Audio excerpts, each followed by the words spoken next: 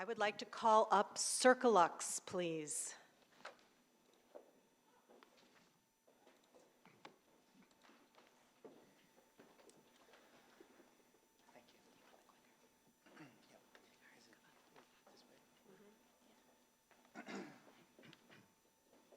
Hi, everyone. My name is Tim Bober. I'm a third-year medical student here at Jefferson.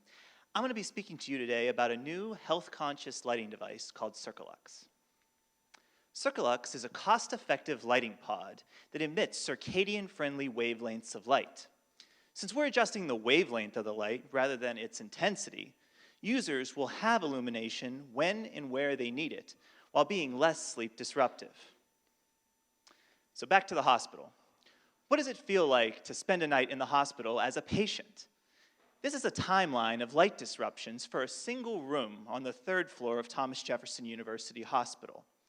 In all, there are 20 light disruptions from 9 p.m. to 7 a.m. Disrupted sleep is bad for your health.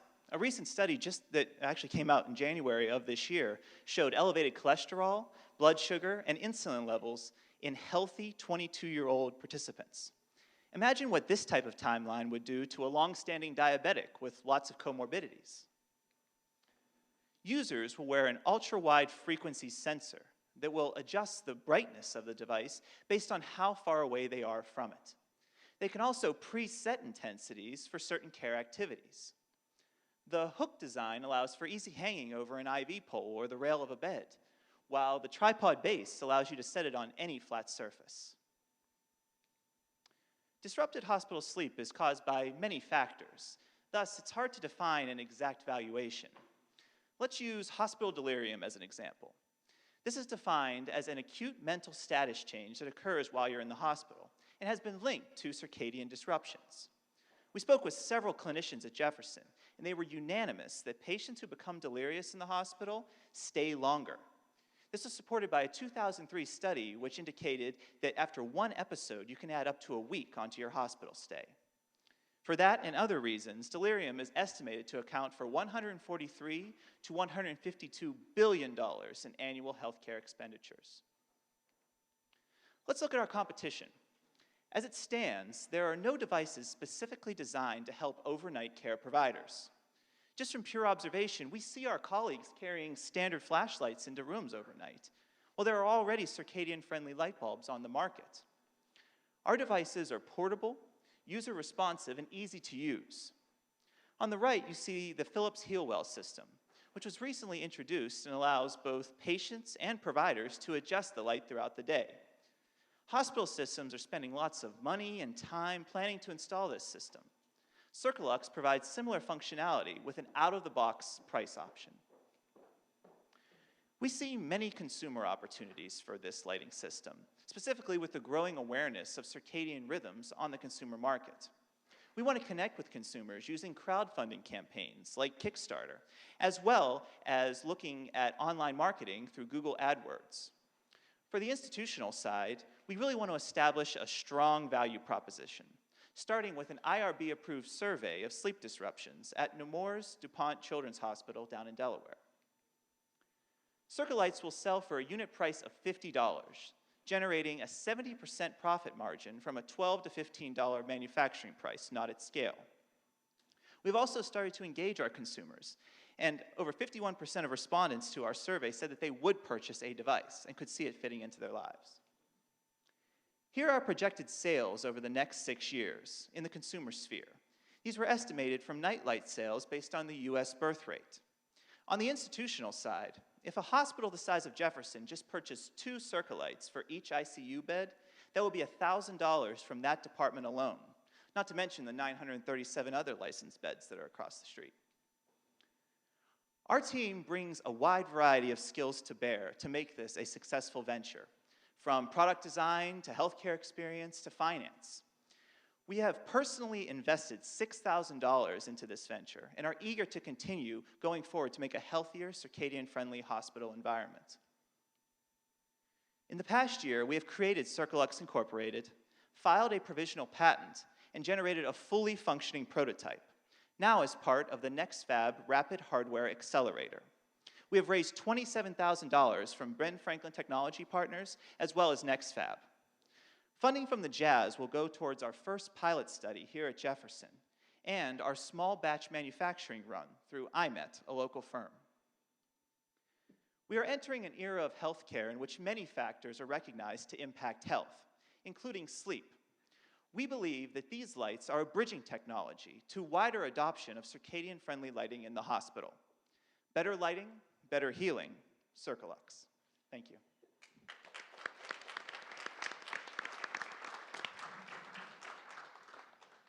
And this is my co-founder, Lorenzo Abala, also a third-year medical student.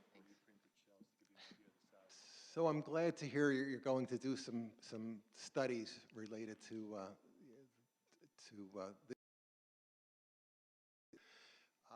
I'm not, a lot of people would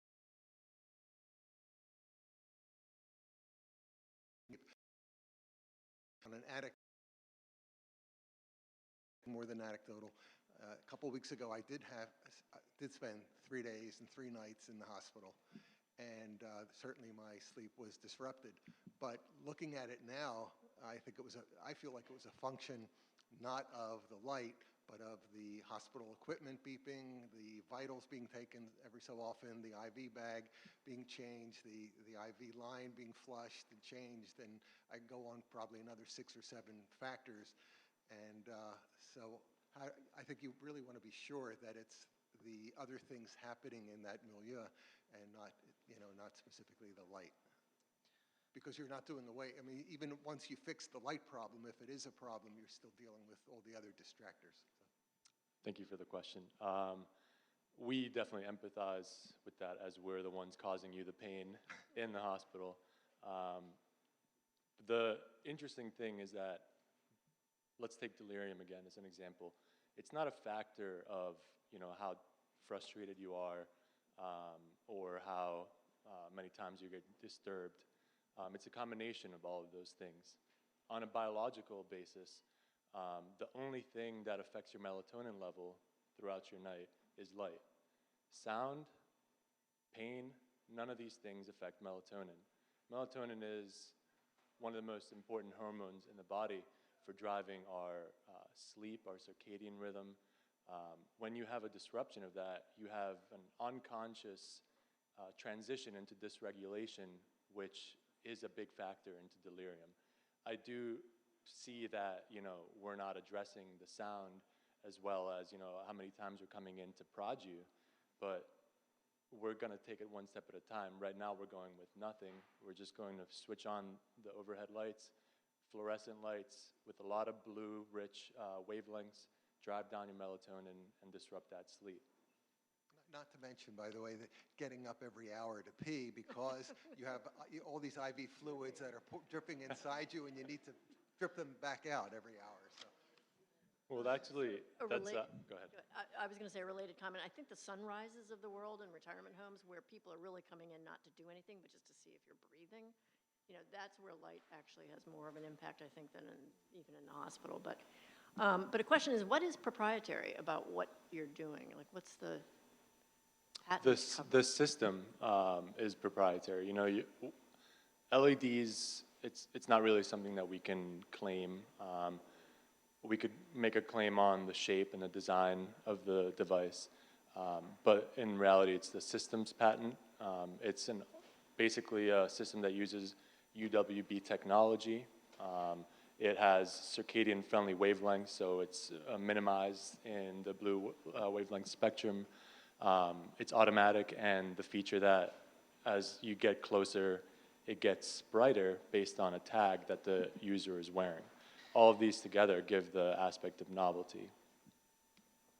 I defer to Kyle. And also, specifically, as we mentioned, there are no lighting devices currently. They're specifically designed for healthcare providers. So we're designing with that workflow that you're just describing in mind. Is this product, though, still better used in a home environment? These things are going to have to be sterilized, right, after every time they go into a patient room. The cost alone on that, the degradation of the material, I'm concerned that even at a price point, one of your points said that people were concerned that they would buy it, 27% would buy it at $20 to $30. Well, if I need to sell this for $50, and it's going to be degraded within 10 uses because of the chemicals I got to put on it, I'm concerned that I'm going to have first-time buyers, second-time buyers, and then I'm done. Just to clarify, you're talking about the hospital buyers? So we're working with materials engineers to make sure that we use plastics that not only are resistant to like bleaches and the things that we use to sterilize, but also that it's not going to change color. So the bottom part where the light comes through is going to stay the same sort of translucency. So you mentioned the end user, which is the physician or the nurses on the hospital floor, but who are the purchasers of this device? The purchasers of the device it's something that we're going to have to go through with the hospital, and it's going to be... Have you identified who those people are in the hospital system? And we've already met with the former chief purchasing officer at Jefferson and the budgeting office to see what kind of thought process goes through choosing a product to make it into the environment. So, Thank you. One last quick question. Did I read that the battery life is like 4 hours on this thing?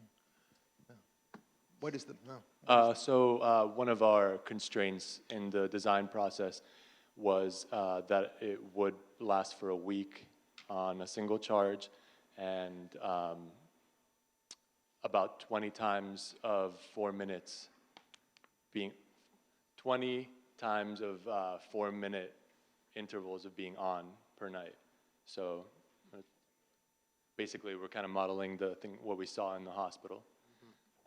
And the average patient stay is around 3 to 4 days, so that would work well with turnover. Thank you very much, Circalux.